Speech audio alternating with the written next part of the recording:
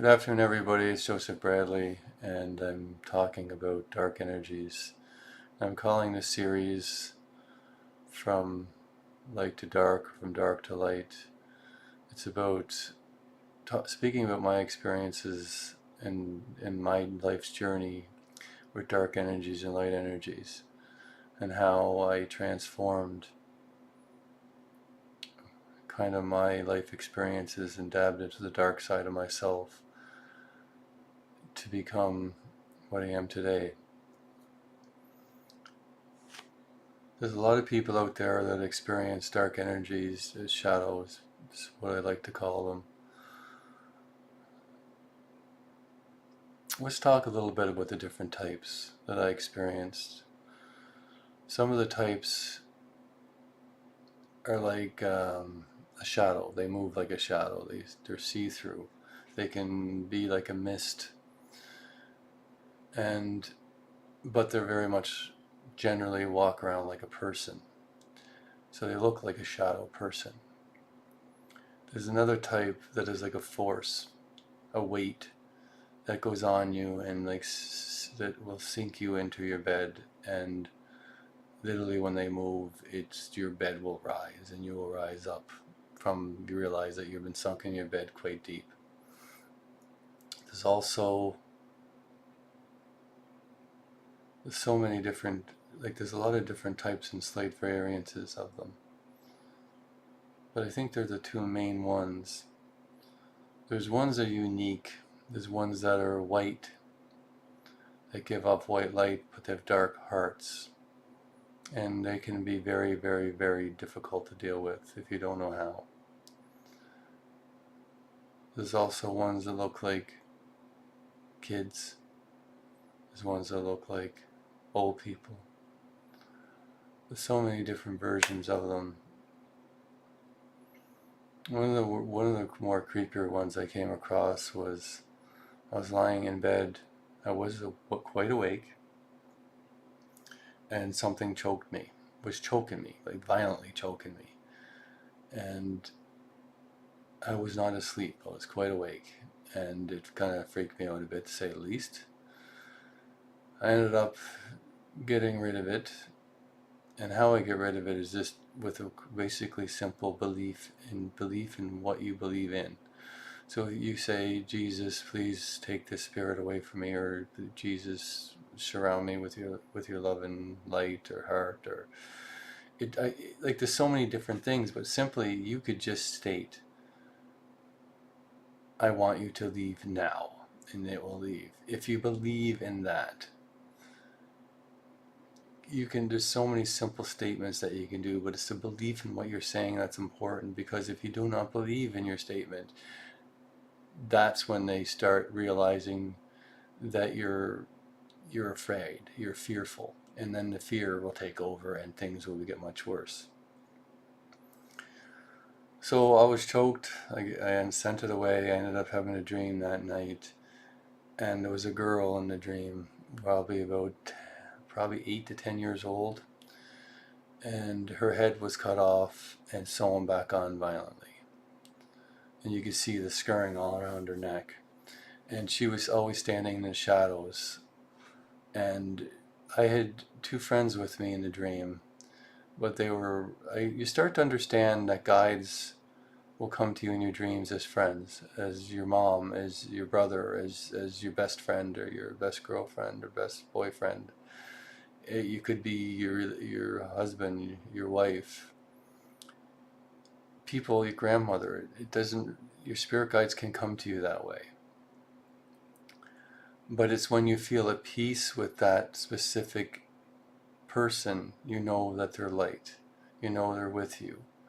It's when you feel uneasy. You feel something's not right with this. I know it looks like my mother, but it doesn't feel like my mother. So you know what? It isn't your mother.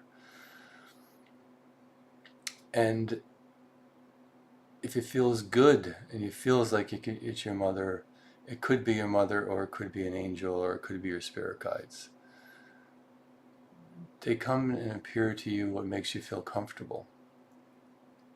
But the dark energies take over people that make you feel comfortable so they can manipulate you and get something they want, like open doorways to dimensions, or get you to do something they want you to do. Back to this girl, she was actually choking my guides, attacking my guides and choking them in my dreams. How I ended up getting rid of her is I took her from the shadows into the light. I grabbed a hold of her and I pulled her up into the light, and I held her into the light until she vanished. And at the time it seemed to be the only way I could do it. So I held her up into the light of the day until I felt her not there anymore. Because she disappeared as soon as she went into the light. But she was still there because I could sense, I could feel it, because she was in my hands. This is a little bit different experience. And it's one of those times that it's more of a structured being, much older, much more violent, and could become very dangerous if you were afraid of it. But danger is only a manipulation of our own minds to believing it's dangerous, because it really isn't unless we allow it to become dangerous. And this is something that I think anybody that has experienced these things needs to understand. There's nothing to be afraid of, because if you're not afraid, they have no power. And that is the key to understanding how to handle these situations. Sometimes it takes years. It took years for me to figure a lot of things out. And it was a slow process because I was by myself. The first experience I had, like I said in the first video, is like basically the same time my sister had one. And then it came again in 2 weeks, and it was like 6 months later I experienced it again. And then it kept speeding up. It kept speeding up more and more and more to the point, say 15 years down the road, it was happening 5 times a week, 3 or 4 times a night. And sometimes there was 1, sometimes there was 9 of them. So it got pretty intense. And the more there is, the more intense things are. And the more they can manipulate you because they work together to do so. I'm not here to make people afraid of what I'm saying. I'm here to get people to understand the importance of not being afraid. The importance of not showing emotions to these things. Because I used to fight them because I thought it was like an experiment type thing. I didn't know what they were. I asked them many times, or trying to remember to ask them was the hard part as well. But I used to fight them all the time. I used to experiment in how they would react to whatever I was doing, and trying to really figure out what they wanted. It's hard to get an answer because you do have to train yourself to remember what to do. It's very much like lucid dreaming and how you do that. If you want to remember that you have the power to bring light into the space, you need to believe that you can do it, and you need to repeat it when you go to bed. If you want to try something, you need to, like, say, I'm going to remember how to do, say, put barrier around the room, a barrier around it so that'll protect the room when you're dreaming. You can actually do that in that state. You can go into your room, put a barrier around it in a dream state. You can make it so you have a sword. You can make it so you can fill the whole room full of light. You can make it anything you can think of is possible. The most important part is to remember that you are the light. You are the light. Now, there was one time, I'm going to jump to how a major part of my life that has changed, because I could start going on every tiny little thing I experienced, and I could do it fairly quickly. There was times where I felt the thing go up my legs when I'm wide awake. Felt the pressure, like the paralyzation, the weight going up my feet from my toes all the way up my legs and paralyzing my body as it's going up. And I said, what do you want? And it said that I wanted to use my body for a while. Well, I wasn't going to say yes to that, was I? At least I hope you wouldn't. So I sent it away.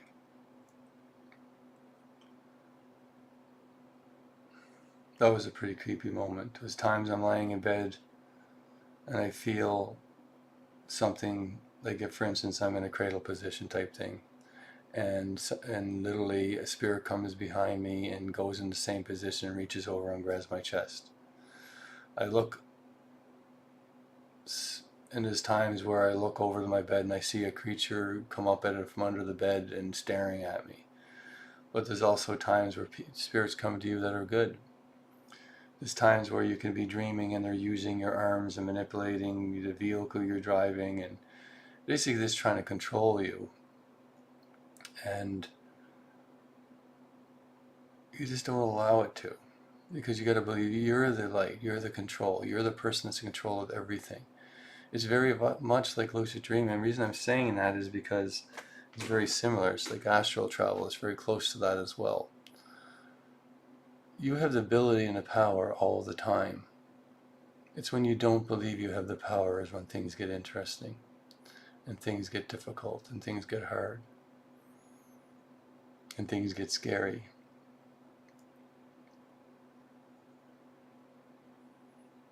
So the major turning point in my life was when there was 9 of these creatures in a room, not in a room, in my house. I wake up, I force myself up, and I start to walk around the room.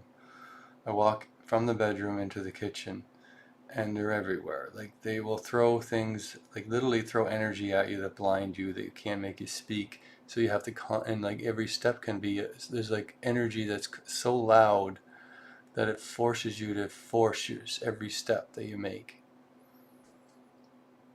It can be that difficult at times. I get to the kitchen and I said, God, I want this to stop now. And I was spun counterclockwise. I didn't do it, it just happened. God spun me, literally, counterclockwise, really quickly. And all of a sudden the chaos completely stopped. The noise, the sound, the feelings, the weight, everything was gone. It was like the birds started chirping again. But this happens every time they leave, which is another part I can talk about later. I'm jumping to this because I think it's important at this point in time people realize one aspect of things, is that all of a sudden everything lit up. I didn't know why. All the chaos stopped. 2 of the ones left immediately. I walked into the living room and 6 of them from the basement came up, and they moved in unison. They were old, middle-aged, and young, and they moved together. 1 of them stayed, so there was 9 in total. And I walked over because the one wanted something, and it wasn't in a negative way. This specific spirit was trying to communicate me for a while. The other ones didn't want him to. That's the best way to describe it. So I walked over to him and I touched his finger, but as I was reaching out my hand, I realized that I was the one that was glowing. I was the one where the light was coming from. And I'm talking not just a little, like a dim light. I was extremely bright. And when I stuck my finger out to touch the other one, it sparked. And he asked, so I basically told him that he can come back to the light anytime he chooses. The other ones didn't leave either. They just stayed and looked at me.